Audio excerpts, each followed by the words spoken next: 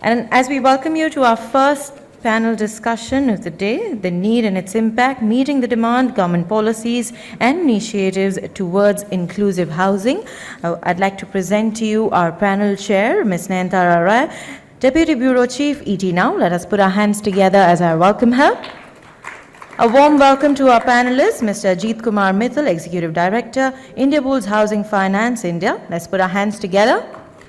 I'm sure we have more energy than this. This is our first panel discussion. Mr. Sanjaya Gupta, Managing Director, PNB Housing Finance. Welcome, sir. A warm welcome to Mr. Sharad Venugopal, Private Sector Development Advisor, DFID UK. A warm welcome to Mr. Alok Prasad, Director, Khush Housing Finance. I'd now like to hand over to Ms. Rai. Thank you so much. Thank you for joining us here for this special event that's being putting up together. We're discussing the affordable housing today and how we can get the lenders and everyone else together on board to meet the Prime Minister's vision of housing for all by 2022. Mr. Mittal, I'm going to begin with you. You're of course representing one of the lenders. You're part of the Indiabulls group. You know, we need what? More than $2 trillion to achieve housing for all by 2022. It's a very ambitious task. Do you think we'll meet it? Is the government, the central bank doing enough to even try and reach somewhere near that?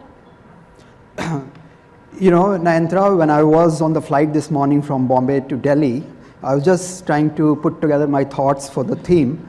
And you know, it was down the memory lane by 35, 40 years. I think I was a high school student, 10th grade or 11th grade. And there was a movie by a popular actor, Manoj Kumar, called Roti, Kapra or Makan. You know, the food, shelter, clothing, these were the basic necessities of life. Today when we look, you know, some of the luxuries, the hitherto luxuries like, you know, television, fridges, mobile phones have become increasingly affordable. Whereas the most basic necessity of life, which is shelter, still remains a luxury, still remains unaffordable.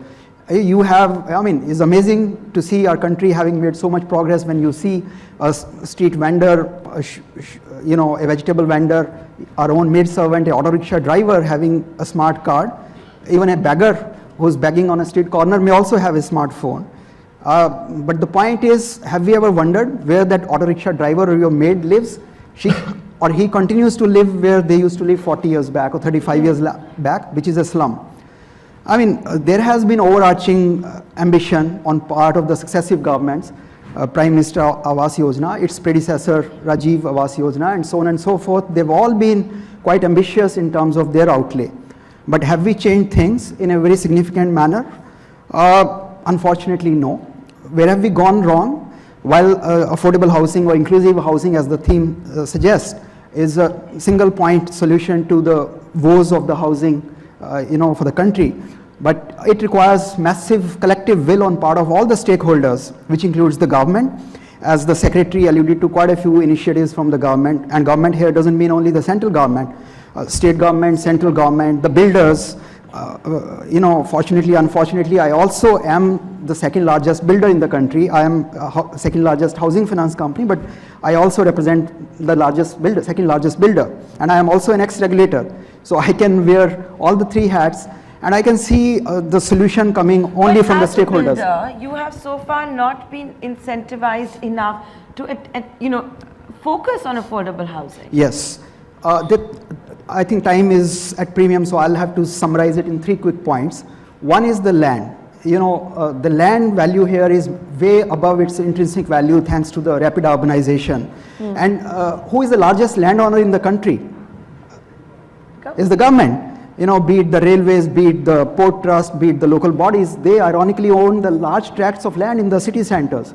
You know, and saying that affordable housing, housing for all, economically weaker section is one thing, but how do you make those units available at really affordable piece, and affordable for whom? Something which is affordable for Amit may not be affordable for me, and something which is affordable for me may not be affordable to some others. So who is the target audience? We are trying to reach out at the lowest, at the bottom of the pyramid. And for that, if we really have to make a meaningful contribution, then the land has to be provided as a pre-packaged template, not just the clearances, not just the permissions, not just the design and the technology and the specifications. Along with that, land also free from all encumbrances with all the clearances that has to be made available. Point number one. You just give a complete template to the builders and come invite them to work on a cost plus basis. So I'm sure there's enough incentive for people to come in this segment. Second is the cost of construction, which of course is a sum total of all these factors, the delays, the clearances.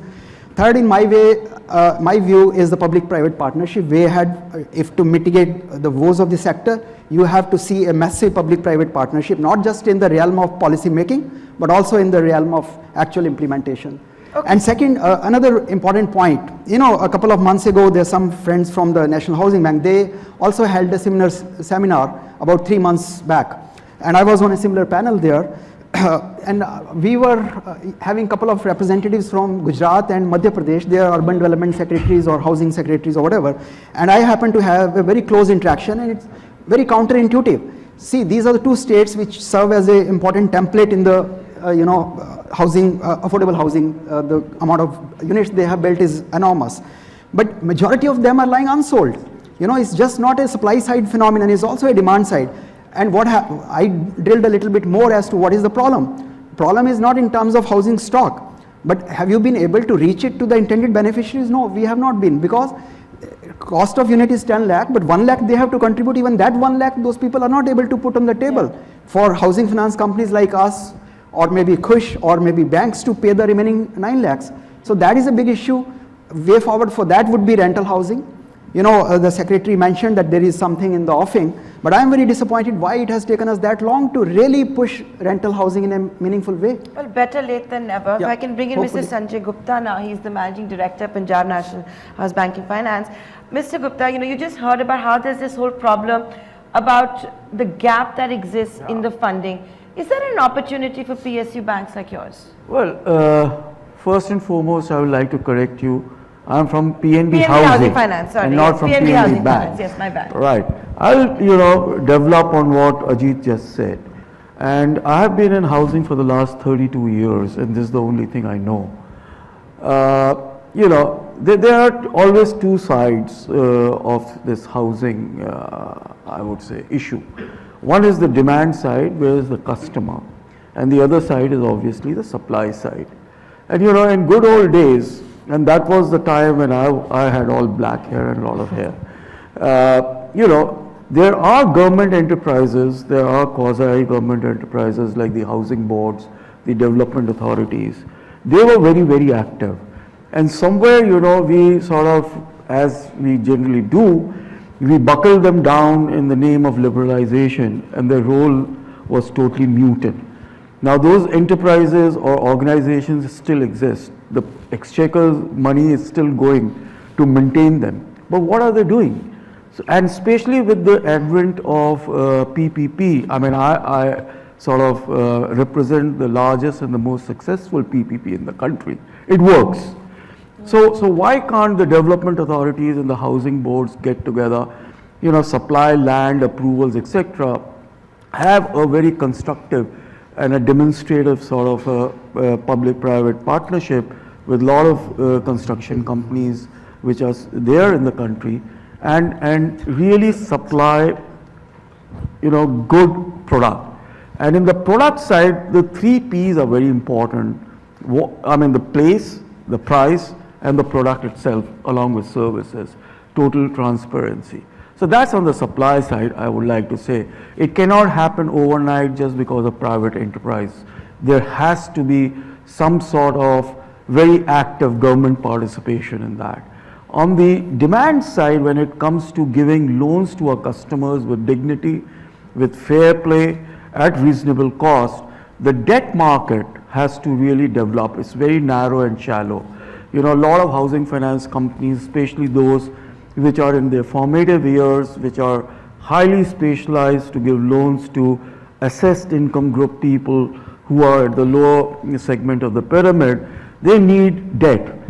Right away, what is happening is that all these specialized agencies are putting in capital. And as we say it, we are doing equity funding of loans. How far will that happen? You know, there is a ICRA report which says that even if HFCs were to grow at about 20% CAGR for the next 5 years, and the internal accruals are 16%, most of the companies are not making that. We need 3 lakh crores of tier 1 capital alone.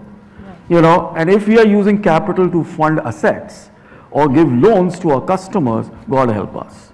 You know, we are certainly defying ourselves and putting a very limited resource, because if a good housing finance company or a bank needs to really flourish, it needs to sort of lever its capital by at least 10 times. Correct. Where is that debt?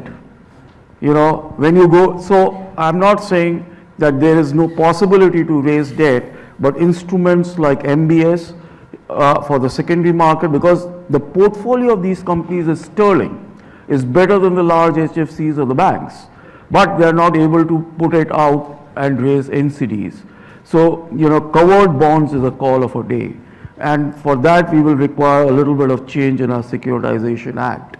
And the second thing is MBS. So we have CMBS by way of REITs, etc. We should develop the residential or the retail housing debt secondary market, so that we are not limited to hold our portfolio till maturity. We can turn it around faster, and we have a large population, and we were supposed to be listening to the chairman of PFRDA. You know, we can give instruments to the retired segment or to the segment of our demography which lives on interest income, a fixed income. Yeah. Another bane which I see in this segment is the variable interest rate home loans. And unfortunately, what has happened is that, so this segment which we are talking about since morning do not understand what is variable interest rate, and they do not have the tenacity to sort of absorb the risk of a variable rate home loan. But unfortunately, at an industry level, more than 90% of the portfolio is sitting on variable interest rates. So these are certain things that I would, you know, just to begin the conversation. Mr. Gupta, you know, before I go to the left Yeah. side of the panel, you know, since you talked about strengthening of the debt market, this is something we've been hearing about, not just from this government, the previous government, successive RBI governors have also talked about it. But, you know, just quickly, what do you think should be the lessons that we learn from the entire CDO crisis that did take place in the United States? See, Nayantara, I was the country head of AIG at that point of time, and I was working on the mortgage guarantee piece for our country. Let me tell you what happened in the Western Hemisphere was very, very different and alien to us. We are funding homeowners. We are not funding Alt-A or Ninja and all those complicated stuff. Our LTVs are still very conservative. You know, maximum we can go is 90% in the lower segment, or basically 85% or 75%. And we don't have derivative products. So don't confuse me or, you know, confuse the issue that we are going to go for derivatives. We are not. But at least there should be a secondary market. So we have a entire segment of our society which lives off their interest income. And we have a huge portfolio of 10 lakh crores already existing. Why can't we lever it? You know, and just have a guarantee on it, or a 10% extra cash collateral and float bonds. I think even regulatory bodies can do it, or trustees can do it. We ought to develop a secondary market for this entire, and it's a sterling portfolio. At an industry level, the gross NPAs are just 1.5%. You know, so if we have an additional cash collateral of 10%, we are through. So I'm not talking of derivatives. Okay. Right. Alok Prasad, come in over here. Why do we keep talking about the debt market, but we don't see that secondary debt market? Is this government, the RBI, now making the right noise about it at all? Nayantara, with your permission, I'd just like to dwell upon a couple of the macro numbers. Sure. Because we're talking about the issue of housing in the country, and unless we're able to look at the big picture, I think we have a problem. And we've talked in terms of a lot of details of this and that, but the big picture, I think we need to get right, and then get down to what do we need to do to be able to address this big picture. For some folks in the room, of course, know me well and are aware that I was a part of the startup team for the National Housing Bank way back in '89. And just to share with you a little story, which will tell you as to the way life has gone and has not gone well, really. 89, the Minister of State for Finance was a gentleman by the name of Mr. Eduardo Feliero from Goa. And he was in charge of banking and finance in the central government. And the flavor of the month was housing finance. What do we need to do to be able to build this? Because at that point in time, as you're aware, the only significant company was HDFC. And that was about it, 89. And the banks were not getting into it very much, truly.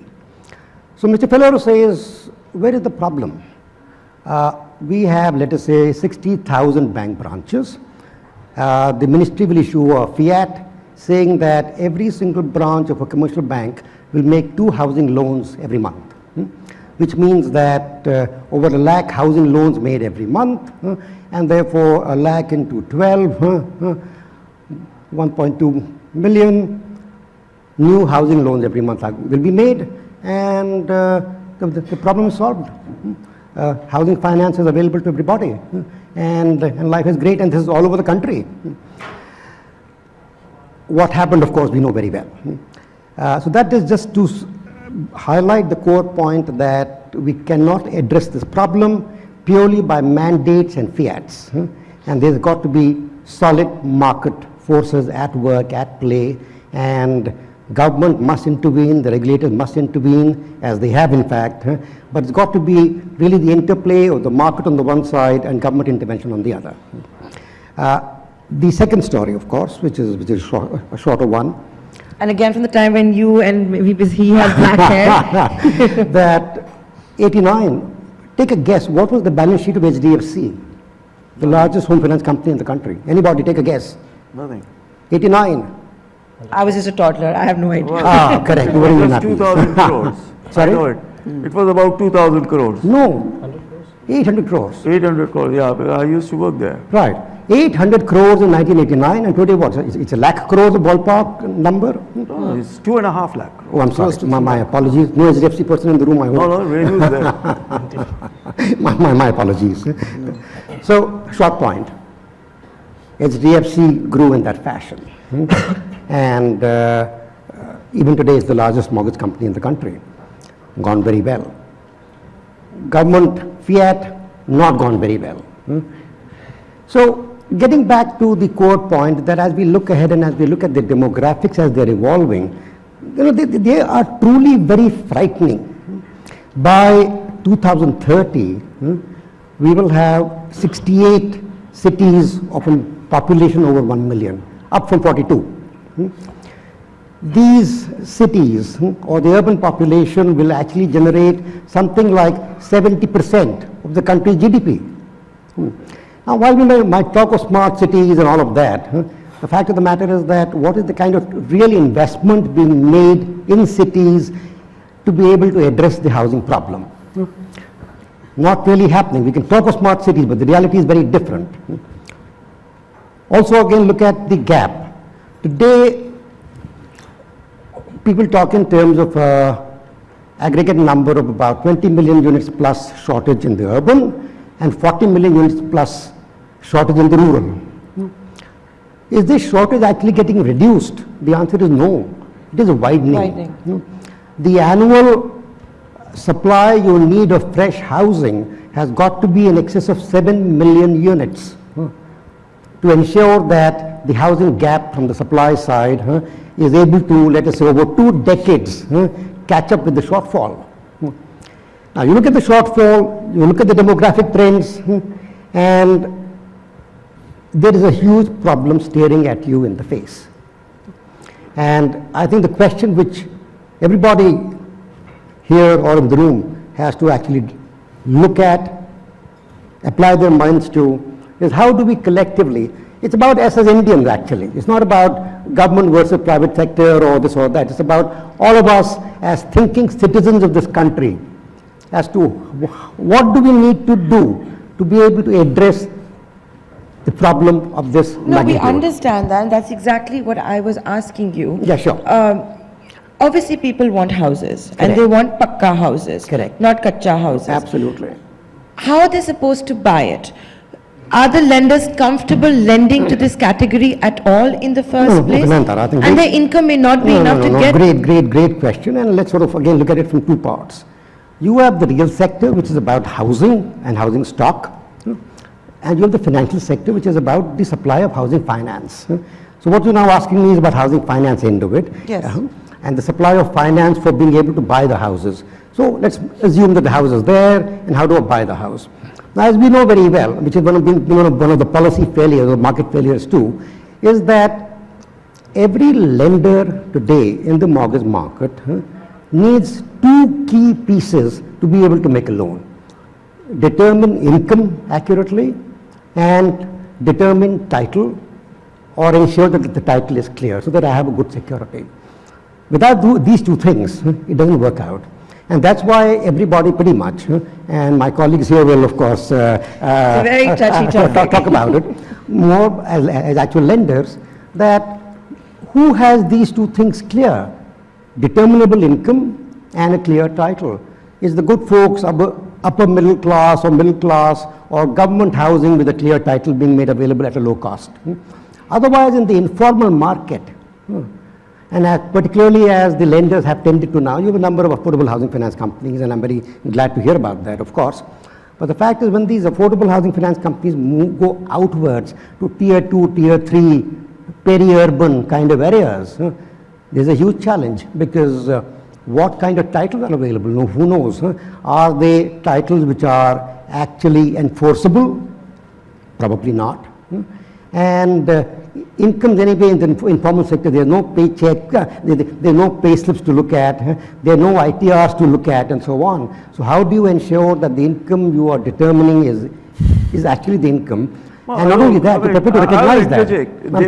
There are housing finance companies like theirs. I don't disagree. You I'm know, saying that today we have about 7 dozen housing finance companies. And all I'm saying is And, the smallest, the smaller ones, they specialize in that. if it is happening, great news. I would argue right now that it is starting to happen. It's a small percentage of the total. Yeah, and I think, because I'm also associated with one of these companies, is the debt. How far can you keep on funding from capital? Absolutely. You know, and if the debt is coming to these housing finance companies at 14-15%, at what cost do they lend?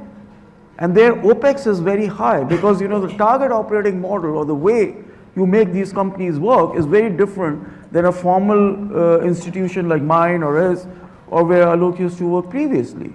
Their OPEXs are in positive of 5%. It's not just the cost of funds. It's not just the cost of capital or the cost of funds. Mr. Gupta, what I want to understand is there an appetite to lend to this sector too? There is, let me tell you. And their portfolios are sterling quality portfolios. And if there is a covered bond and there can be some sort of a guarantee,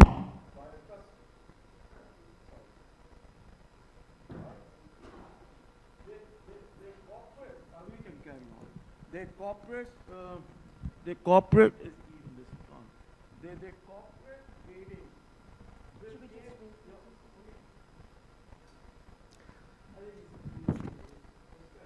Or maybe, I don't know whether that mic is working on the podium. Let's check that. This is working, yeah, you take that. For the corporate level rating to go up, to notch up to the NCD level where they can raise debt at let's say reasonable rates of interest, will take decades together. We can pool their portfolios, we can ride a guarantee on it, and that is where I say, and just have a simple non-derivative either securitization or a covered bond issuance, and they keep doing that. So the pool rating or the rating of the trustee which holds that pool will be far higher than that HFC's rating. And a reasonably priced long-term debt will start flowing in. And as these HFCs are just going to the banks, banks are not giving more than 5 years. And you are on lending for 30 years. And again, there is a systemic risk. The banks lend at variable interest rate, MCLR, and for that segment, they lend at fixed rate. And so there is a term mismatch and there is a rate mismatch. we have to, you know, do something to moderate this huge, I would say, delta or a demand which is emerging to satisfy this segment spatially. You know, and it's a very, very specialized job. Their target operating model, their technology, their people, their offices, everything is different. So you're saying the appetite very much exists, we just need to get our act Yes, together, and address the delta. And a lot of housing finance companies, specialized housing finance companies have cracked the code. You know, so they are successful companies.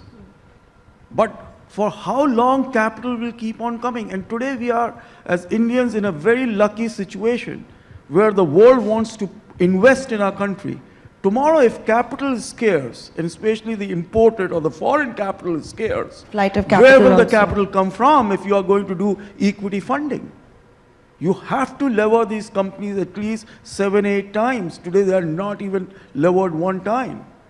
Sharad, come in here, bring us your experience in the United Kingdom, the lessons that we can learn. So I'm based in DFID, India. So the thing in coming on last is that all I need to do is just agree or disagree with everyone who's spoken here. And given that most of you have been doing housing finance since when I was a toddler, it's mostly just agreeing. But I also noticed that I'm the lone public sector representative here. So DFID is the UK government, and it leads the UK government's... No, you join me, I'm a government of India. Okay. I also represent You're, the public you're sector. closer to, He's to PNB, market yeah. than we are. And so I just want to really frame it from our point and maybe take the liberty or risk of speaking for the entire public sector here. So a couple of things, just reiterating some statistics that all of you know. So Alok had mentioned as well that we've got close to 20 million in terms of urban housing shortage.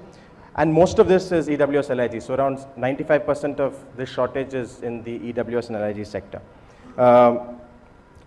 What you may not know is that over the last 15 years, 10, 15 years, the numbers say that the number of households in India increased by 60 million, but the number of houses, the shortage increased by 60 million, but the number of houses went up by 81 million. So clearly the market is supplying, and as economists would say, the markets tend to overshoot. But it looks like the oversupply is more in the higher and the middle income groups. So the challenge here that public sector agencies like DFID and the World Bank and the NHB face is what can the public sector do to really stimulate or catalyze the market in the lower income segments. So as Alok pointed out, there is a market failure that the public agencies are trying to address. How we think of inclusive housing, because the whole topic is inclusive housing, is to really invert the whole question and talk about what exclusion is. So specifically what DFID is doing is really looking at what are the pockets of exclusion. So one is there is clearly exclusion by income groups if you look at it. So the EWS and LIG are underrepresented in the client bases of most of the HFCs. There is exclusion by geography. Some states tend to have a larger market share than other states. And the other point that many of you have raised repeatedly today is in terms of documentation. So what public agencies really need to be looking at is how do informal sector households who possibly have the capacity to pay, but not the documentation that the typical HFC is used to looking at, how can public agencies really kind of get the markets to move to that sector? And so typically you see the response from the public sector, like some of the panelists have spoken, is looking at things like PPPs. State governments across the country, and many of them are more advanced than others, have had now dedicated affordable housing policies that have aspects of the private sector, in a sense incentivizing or catalyzing the private sector to come up. So there is a lot of activity in this space, or there has been in the last couple of years. But the one other thing I want to really talk about is definitions and precisions. Now, since we've been doing housing finance, we're in touch with regulators and PE funds and MFIs and banks, and everyone says they're doing affordable housing. Everyone is catering to a vastly different income segment, but still everyone is telling the truth.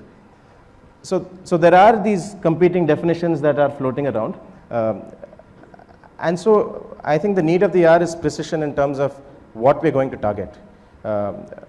One way to look at it is in terms of EWS LIG, because you still have organizations that perhaps may follow an RBI definition of affordable housing, which is substantially higher than other definitions. Those definitions are also, different. I mean, this is a catchphrase, affordable housing, as I mentioned at the It's very beginning. subjective. There is very relative. Affordability is defined in terms of your annual income. As per the national statistics in US, 30% of your annual income should be enough to pay the mortgages, then that is affordable. So, I mean, it's totally variable, but the target audience, who are the intended beneficiaries, that's the point here. Those are the people which are largely excluded, which would be comprised of economically weaker sections and to some extent lower income group. Now the point, I'll come back again to the inevitable imperative of public-private partnership here is not just in terms of making the units available, but also in terms of developing the support infrastructure. All these units that are coming up are in the far-flung outlying areas. They're in the outer peripheries of the metro cities.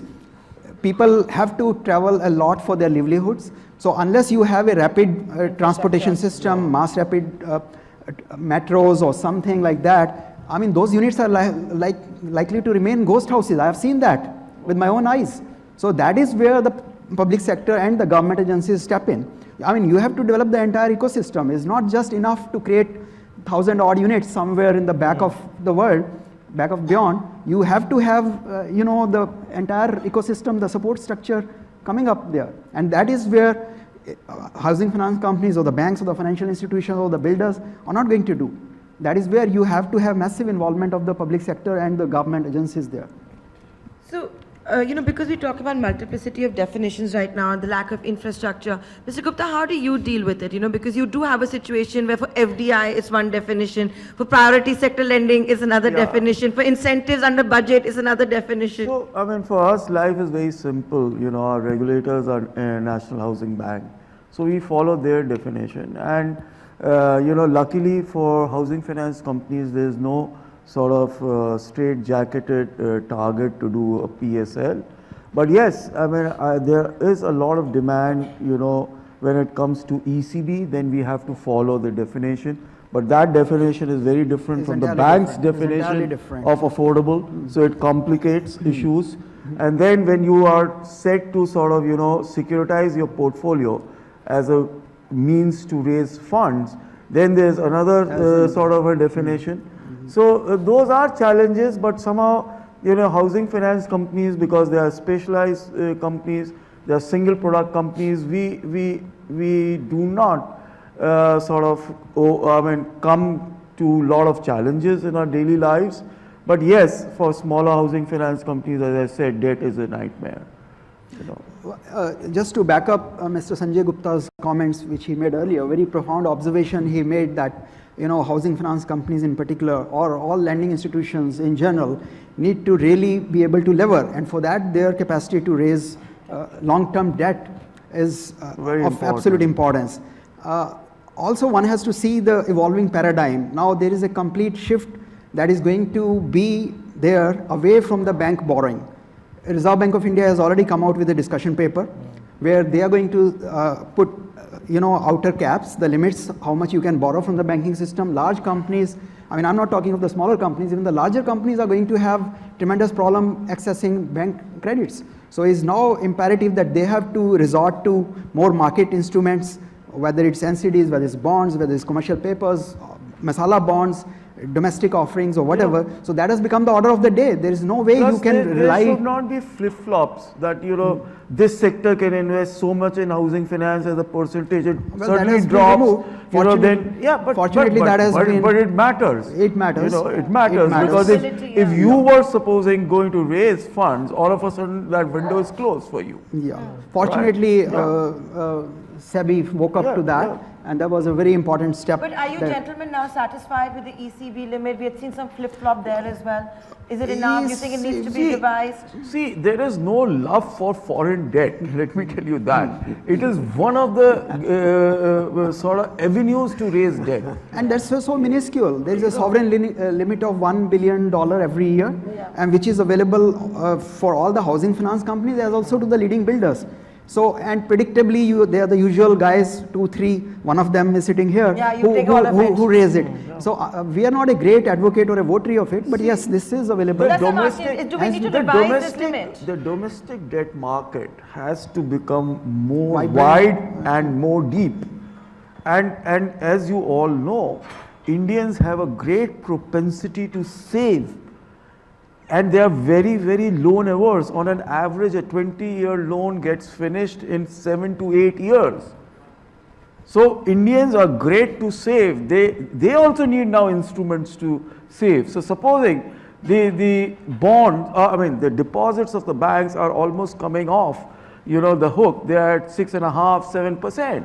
A retired guy wants a higher yield, and let's say a public deposit of a bank is not secured. If you can give him a real mortgage-backed paper at, let's say, 8.5%, 9% for 20 years, he or she is going to be very happy. And so we discussed the various sources, and if I could get your view specifically on where do you stand as far as the risk weightage goes? What should be the ideal risk weightage if you want this sector to flourish, if the long-term capital is to flow in? Frankly, there's no one good answer for that, because at one level... Don't be so diplomatic. No, hang on. You heard me earlier, so that's not me. The short point is that the HFCs, if you look at purely at the performance of their portfolios, as Sanjay just now mentioned, at an industry level, it's the NPAs are sub 1.5%. And therefore, there is, and in any case for mortgage assets, the risk weightage actually is fairly low. And in any event, you've got to now comply with Basel norms and all of that. So again, with your permission, let me flag a different issue actually, which is to do with mortgage insurance. Because when you talk in terms of the affordable housing segment, and we just talked about the issues around titles and the risk of course, mortgage insurance is an area where there have been efforts at the housing bank and so on, attempting to build that as a product and build that market. Hasn't happened very well. I'm told among the reasons is that the cost is very high, and I think Sanjay can comment on that, because ultimately what happens is that every cost gets bundled into the final cost to the client. Yeah. Now, here is a client who's anyway at the lower end of the pyramid, and therefore cost is an issue for that kind of client. But that is the very same client who actually can benefit by mortgage insurance. So how do we create a package whereby with mortgage insurance, the risk being taken by the lender is lower, but at the cost which is working both for the company and the client? I actually wanted to discuss that as well as foreclosure, because if you have to foreclose, it's very difficult. It's not? No, not true. The SURFACE Act is really effective, and the amendments which are happening to it, even your hire purchase and your leases will be covered. Exactly. And that is when there is a huge opportunity for rental housing or hire purchase housing, where the customer can pay a rent and buy an option to buy that house every 3 years, 4 years, 5 years. That's the need of and you can create a massive sort of a housing stock, back it up with MBS, so any lending institution which lends to a developer can trade that paper in the secondary market long term. People can buy houses, they start paying their installments even if they don't have their own contribution in the beginning, and can have an option at 3 years, 5 years, 7 years, and things like that. So the new the existing SURFACE Act of 2002 and the new SURFACE Amended Act of 2016 is a beautiful act. It works to to nobody's advantage, but a very effective legislation. This is going to be a huge opportunity. No, it is already there. Yeah. It is already there. working It is a very well. very effective tool. The housing finance companies or anybody who uses it, today NBFCs are also covered and all HFCs are covered. They have to crack the code of the process. If once you do that, it's a very effective act. So how does life change post this? Well, life goes on as usual. This is just one of the several enabling factors to make this sector vibrant. I would rather go to the extent of suggesting that this same dispensation should be available to micro housing finance companies as well, which to my knowledge, I think use of surface is now effective to all the housing finance companies. No, I think all, it is? all NHB recognized companies will be yes. are covered by that. Yes. Okay. Yes. So also now it has been made available to NBFCs, I am Yes. told, but the notification is yet to come. Yeah, so it will this come is a now. very Therefore, important. Now lenders have no business not lending to the sector. See, mind you, let's not put words into each other's mouth.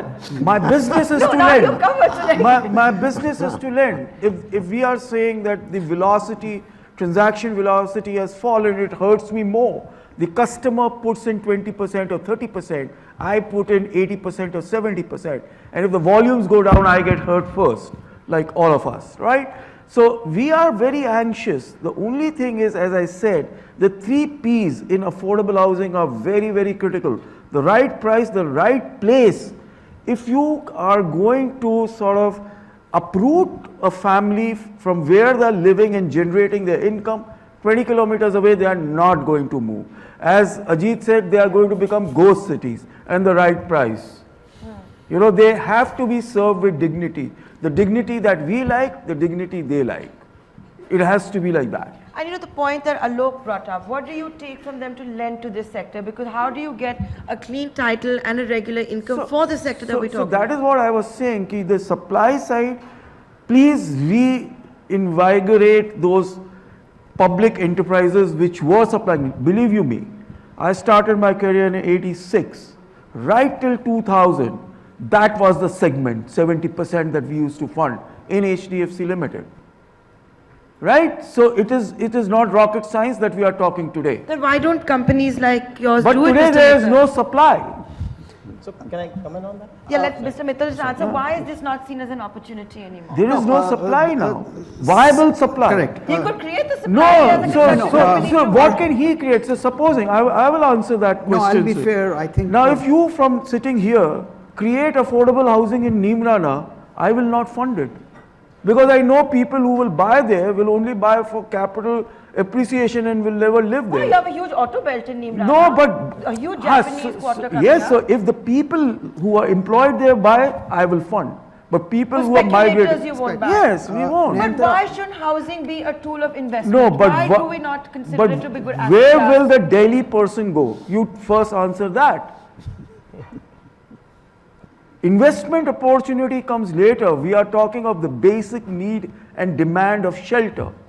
We are not talking of an investment instrument. And to come to your point as to why big players like us or some others don't get into funding these economically weaker sections, you know, to the extent that some of the smaller companies are doing, to tell you the truth, this is a highly localized business. You have niche players at different geographical locations who are able to do this job better. They are able to have better networks. They are able to have a better behavioral and demographic study of the areas, and they are doing a phenomenal job.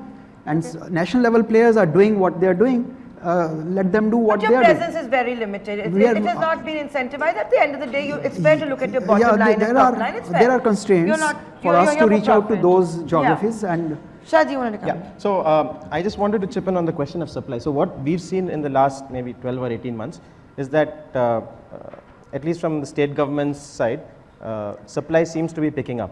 Yeah. And we speak to them quite often, and these are different states across the country. And the one recurring theme from their side is that, listen, we've either built these houses or we're building all these houses, but there's no one to lend to our people, right? So I think specifically on your point of your 3 Ps, I think the question of supply, at least, I think supply is now slowly starting to come up at a scale that is meaningful to HFCs. Exactly. The one thing that we've seen, which is a little intriguing, is that again I come back to the question of definitions and being very precise. When we speak to state governments, they don't seem to know that there is a class of institutions, HFCs or banks, that can possibly lend to their income groups. And I see this term being used quite interchangeably. They say we need MFIs to come in to lend to these people. But MFI is a very precise definition. And so in their mind, they're thinking that there are these institutions that make unsecured loans of 15,000 that could lend to our people at say 20%. But then the next statement is that no, MFIs should come, but they should lend at 5% and so on. So in many states, I think just getting them to understand that such institutions exist Actually exists, yeah. is a huge starting point. And so it comes back to your point of financial literacy. Yeah. So there is literacy at the borrower level on the question of variable interest rates and so on, but also literacy at the policymaker level. For Yeah, them the to know. awareness has to come in, Yeah. you know, that spread the good word, that there are institutions which expertise in funding these type of segments of the That's, I society. think, something which the National Housing Bank ought to be able to do much better, because as the apex institution, and I mean, I was a part of that also, by way of being able to engage with the state governments in particular, and exactly what Sanjay was saying, to be able to spread that kind of awareness that there is a whole specialized class of institutions on the ground whose core business is only this, and therefore it's there, and it's a fairly good network, and many more new companies. I think what 68 NHB recognized companies currently in existence and counting. So therefore, I think certainly the NHB needs to be able to work much more on that. Sharad, So specifically on that point, I think in the last 18 months, so we worked with the NHB and the World Bank in trying to get some of these platforms where the state governments can meet with HFCs. And often it's a first meeting where they're just getting to understand each other's business models and so on. But in some instances, that has culminated into state governments inviting HFCs for subsequent discussions and so on. So it is happening Yeah, in in pockets. fact, I mean, just to share my own experience, because certainly you mentioned MFIs. The fact of the matter is, MFIs were a bad word in 2010. Very bad word. And we were able to succeed in ensuring that MFIs are now becoming banks in a space of 5 years. Yeah. How did that happen? It happened because the industry body, MFIN, which I was heading, built a very robust engagement model with the government, the central government, the state governments, and with the regulators. And literally over a space of 3-4 years, we went out there, talked to everybody, met them regularly, and ensured that, exactly as I said, from being a bad word to being a very credible, exactly, you know, exactly. channel of, let's say, Yeah, financial why that? I mean, inclusion. Sanjay, look at it. Of the 2 banks who get a bank license, one is an MFI, Bandhan. Of the 10 NBFCs and so on who get a small finance bank license, 8 are MFIs, right? It only tells you that how in a space of 5 years, this entire industry could move the needle in that fashion, right? But that's because the entire industry was also being painted with one brush because one failed. Correct. You know? Nayantara, spot on, which is exactly Because the point I'm one making. failed and we've all painted So therefore, with the same brush. From being black and the darkest of blacks on the one side to suddenly becoming, hey, you're good guys actually, and therefore, and a part of the financial architecture for delivery of financial services to the lower end of the pyramid. So getting back to it, it's all about the way you reach out and the way you connect. The other problem is, like Mr. Gupta touched on it, like he will not want to maybe finance people wanting to buy Neemrana unless they're the end user. Yes. But the problem also that you're having is that we've seen a huge bubble that burst in the tier 2, tier 3 and the smaller cities earlier, right? You're seeing a migration of population that's taking place. So given all of this, how do you build affordable housing in the metropolitans and the suburbs? Suburbs are also very expensive now. Very expensive. So how do you build affordable housing? Yes, so- Mr. Mittal believes that it should be government giving out land in, It will have to be. It will have to be. It will have to You be. know, See, Nayantara, today, Nayantara, I mean, leave alone Bombay. There the land cost to, I mean, the proportion of But land even the cost. suburbs of Bombay, too just a expensive. second. The proportion of land cost to the end price is very high. 60-70% is actually land premium. Even in smaller cities, it is as high as 35-40%. Because when we do builder funding, we come to know all the costs, right? Now, if that can be supplied at a reasonable rate, and I'm not saying that government land should be given to private enterprises, please don't do that. But yes, Why not? But just why a not? Why second, not? hold on. Why not? Just a second. Government land remains government land, Please but let a private developer develop and have a joint venture where you share the profits. See, So there's no every safety segment, report, there is none of that. every That's it. segment, It's too every complicated a model, easier said than done. It just can't. These days, in fact, government also has become greedy. I am sorry. The way government is auctioning lands, you should see they Yeah. extract the last drop of juice from that. And then the builders are blamed that, oh, they have jacked up the prices, they have delayed the projects. You know, some of the national level agencies like National Textile Corporation, you see the bidding they do, the way they do the auctions, online Yeah, bidding it was and the all. largest auction Largest in Bombay, auctions yeah. in Bombay or even smaller places, you know, tier some 2 can be cities. identified. You lost to DLF. Yeah, we won quite a few. We lost. We are disciplined bidders, so we don't aggressively bid. But then the point is, if government behaves in a typical actually, But why profit does the motive government fashion- also increase No, there is FSI a for welfare- affordable there is a housing, for welfare- example? There is a welfare function the state is supposed to perform, particularly in respect of the economically weaker sections. For that section, at least the government, it's bonded duty of the government to make land available at reasonable prices. Otherwise, how do you blame builders for not? And why They not can just have identify higher- parcels of land. They Or can have ident- higher FSI for such projects as well. No, Well, see, You higher can put FSI taller, you can put FSI taller, more volumes. No, but then FSI will be associated with that is the eventual. problem of infrastructure. You I mean, you can't- can't really go on vertically rising unless you have because the the support cost of infrastructure. construction also goes up as you go higher. astronomically. And mind you, the per square foot cost of constructing a smaller house at times is higher than a larger house because the toilets and the kitchens are most expensive to build. You know, so if you have a concentration of kitchens and toilets and all, you know, your per square foot cost goes up. And if you go vertical, it will be totally undoable. So you have to have a reasonable vertical building. Sharad, come in here. This is where, technology could play an important role, like we have seen, for example, in Latin America and pockets of Europe, US, etc. We've not seen that kind of construction come here at lower cost, good quality construction for such houses. So you're right. I think technology both on the supply. I mean, we're using the same technology, whether it's a luxury house costing 5 crore rupees or, it's the same, it's pretty much the same technology. We have, So I think- we have prefabrication, I think sir. at the Even higher for end luxury of the- housing, now we're using prefabrication, but the kind of technology that exists perhaps in Latin America, etc., we've not imported it as yet. See, that may not be very sort of tropical, but there are a lot of developers, especially down south and in Rajasthan, etc. They do very nice MyVan and prefab, Yeah, and that they're has able to become crash common. timelines in a very, very big fashion and deliver, very good quality affordable housing. So. But it's very small, it has not Yeah, spread. so augmentation, or as I said in the beginning, whether it is lending, anything, that awareness has to be re-brought into our thought process and the way we work, that how to crack this. It's a huge sort of I would say, ask from anyone, leave alone the government as a nation. It's a national ask and a big challenge. So let me just come in on your specific point on technology being used. I think the answer again to that is scale. So technology, we've, for example, worked on a couple of pilots where at a small scale, the say cost per unit would be say 10 lakhs. But at a large enough scale, that comes down to 4 or 5 lakhs. Yeah. So there are enough people who are able to kind of demonstrate through pilots that certain technologies are available. The challenge really is now for someone in the private sector to come in and do some heavy lifting and kind of scale it up substantially. So the per unit cost comes down to half or say 40% of what it is at a pilot level. What is the experience? What is it turning out to be on an average scale? I understand it will be different from place to place depending on cost of land, but would you say the average cost of construction has been brought down where we can actually have a booster shot for affordable housing, or is it still too high? No, not my area of expertise, of course, and therefore a broad point again.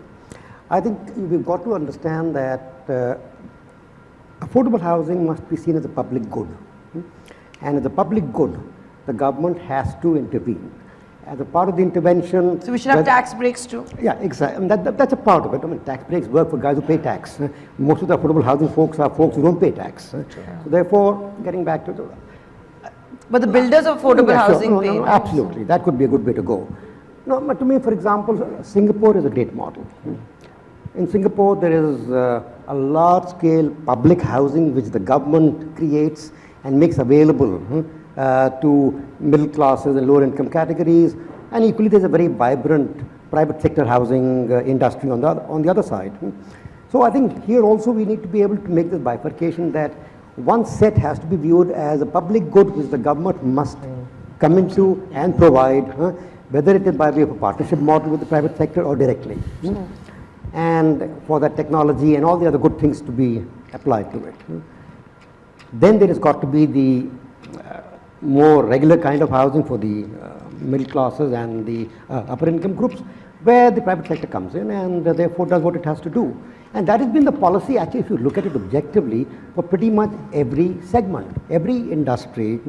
The government does come in for providing basic goods. I mean, what is, whether it's LPG or food rations or this or that, it's all about being able to provide basic goods from the government as a public good at an affordable price. We also have to fight how the illegal construction keeps Yeah, sprouting up everywhere, and that's free, right? So I think we can now take questions from the audience. I believe they have been collated, and my colleague has got them online, so we'll wait for that. Questions? Okay, so would anybody here like to take questions, ask questions before we bring on the ones that we got from the internet? Yes. Please do identify yourself and tell us who the question is intended for. We can hear you, yes. I think questions all around for at least Mr. Prasad, Mr. Mittal, Sanjaya. Just a little bit to touch upon. But at the cost of my KAI, I mean professional commitments, we don't find any discussions on rental housing. Especially I think in Europe, it is one of the major things, that literally post-World War and all that. For the affordable segment, it has been a major thing. Yep. Why is our infatuation, obsession with owned housing? Yes. And I mean, Shriram Housing, we have been for the last 6 years doing housing. We have not talked affordable housing, but willy-nilly the geography, the segment we are working in, it's completely affordable housing. But why is there never, I think right from the morning, all the discussions we heard, this was completely overlooked. But I think one major solution for the whole problem that we have today, especially on the urban shortage, is rental housing. Any thoughts on that? Can I respond to this? Sure. Yeah, it's for the three of you. Yeah, if you remember, that was probably my beginning Opening remarks, remarks, yeah. rental housing, and I did allude to the secretary's remark also, although it was at the end of her speech, where she concluded by saying that the government is looking at it. And this is coming not from housing finance perspective, but from a builder's perspective. We in Indiabulls at Mumbai Panvel were the pioneer in rental housing. We built close to 20 acres of rental housing in Mumbai. Basis that, we got the FSI to launch a township. This was done in 2009 because in Panvel, because it's an eco-sensitive zone, it's perceived to be eco-sensitive, so you don't get floor space index unless you build rental housing. This was the approved policy of the government of Maharashtra. After we complete the project, we built the houses and we requested the government to take over the houses. The government was not forthcoming. Phase 2, after we got the location clearance, we went ahead, we started launching the commercial project. They suddenly said the rental housing has been scrapped. I personally believe that this rental housing is the way forward. Is the way forward. Absolutely. There's undue fascination for owning the house in our country. The society, we as a society need to definitely inculcate that mindset that rental housing is a viable option. But now government has certain impediments why they are averse to scaling it up in a significant way. One of them is that rental housing primarily is meant for very backward or economically weaker sections. The rent stops coming after a few months, which is expected. Getting them evicted becomes a huge emotive and social issue. So no government worth its salt would like to get into an arena which can be politically sensitive. So this is the inside story. But yeah, I do entirely agree that one has to really come out with the appropriate bylaws or rules to make rental housing a vibrant option. Absolutely no second opinion on that. No second. Let me react also. I mean, I think the point you make is absolutely valid. And what you're flagging is actually an extremely large public policy issue. It does call for very high levels of investment on the part of the government, and the state governments particularly in this context.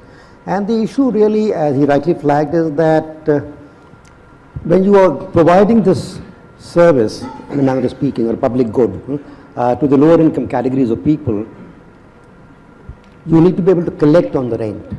And typically what happens is that this is a category of people who are used to free services given by the government. So be it power, be it water, whatever, if it is government, it is to be taken as free. And this entire challenge and issue of being able to collect rentals on a monthly basis from the residents there is something which I think the government is always very wary of getting into. And in any case, it can always turn into a political issue, and then as we have had loan write-offs and stuff like that. No, so even if, besides collection, would you also agree that maybe rental yields have to be an incentive? Right now, our rental yields in the country for the luxury segment are not good enough. For this one, how is it going to help developers like Indiabulls, for example, address this? We give those rental housing free of cost to the government. Government in turn gives us the incentivized FSI. So we don't care whether it yields 1 rupee a square foot or 1,000 rupees a square foot. And government also cannot be behaving like a typical landlord. For them, the end objective is not to really better their yield, but to really reach out to the intended beneficiaries who can't afford a house of their own. Let them get a dwelling unit to live. So rental yield for this segment is not really. I don't think it's a yield issue. It's a pure operational issue that once people begin to stay in that house and they see it as government, how does the government ensure that they're able to collect on it, number one. Number two, and also maintain it. Because that again is an outgo on the part of the government. Maximum government, minimum government. Yeah, exactly. Okay, we have time for one more question. I think there. Yeah, can I ask a question? My name is Manish Srivastava, and I represent Muthoot Housing Finance. My question is actually to Mr. Gupta. I think, Mr. Gupta, you are absolutely spot on about your comment about the deepening of the debt market. My question is actually a follow-up on that. From your experience and extensive experience in the housing finance industry, it does seem like something which should have happened some time ago. Where do you really feel the bottlenecks to kind of implementing this really lie? And if you have a few words of advice or a few words of guidance for people who would want to implement those, what really would those be? Well, Manish, thank you for your kind words. I sort of grew with the housing finance sector from '86, and those were tougher times. So I can assure you, you people are operating in a far, far better and a more streamlined environment. But having said so, and having said that there are a lot of challenges for small housing finance companies, I think if we can look at the Securitization Act, which comes under the purview of the Reserve Bank of India, both covered bonds and MBS can come very quickly. And I think there's a huge market. And the best example is that if one of our colleagues just raised a large public debt bond, and instead of 4,000 crores, he was able to manage 19,000 crores, right, in a single day. So that means there's a lot of appetite for secured sort of paper in the country. And I think it's just the Securitization Act of Reserve Bank of India.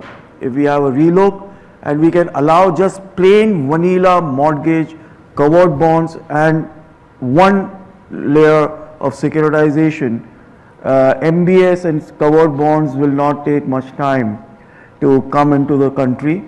Moody's or ICRA, as we know, they are the leaders in rating such papers internationally. And by the way, in Europe, 80% of the mortgages get funded through covered bonds.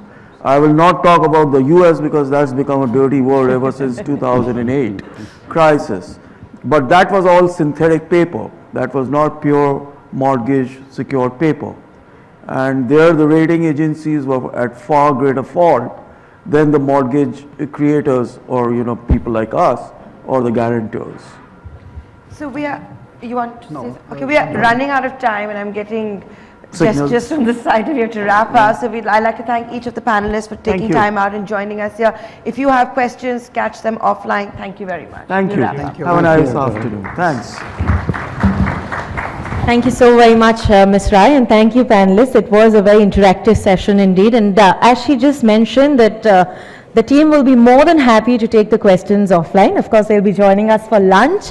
And we also have a prize which will be given away to the best question. But please remember to put it online, tweet it with our hashtag at Housing Finance, ET Housing Finance, and you also have the address on your 10 cards on every table. So the best prize is yet to come, but to thank each one of you, I'd like to invite on stage Ms. Marlon D'Souza, Conference Producer, TCL, BCCL. Let us put our hands together as we have her on stage. Thank you so very much, sir. What a pleasure having you. Thank you, ma'am. Thanks. Thanks for calling me. Thank you, Mr. Mittal. What a pleasure.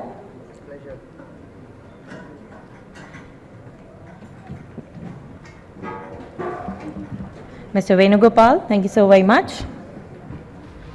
Mr. Prasad, a pleasure, sir. Ms. Rai, for chairing the panel, we'd like to thank you. Thank you, Marlon.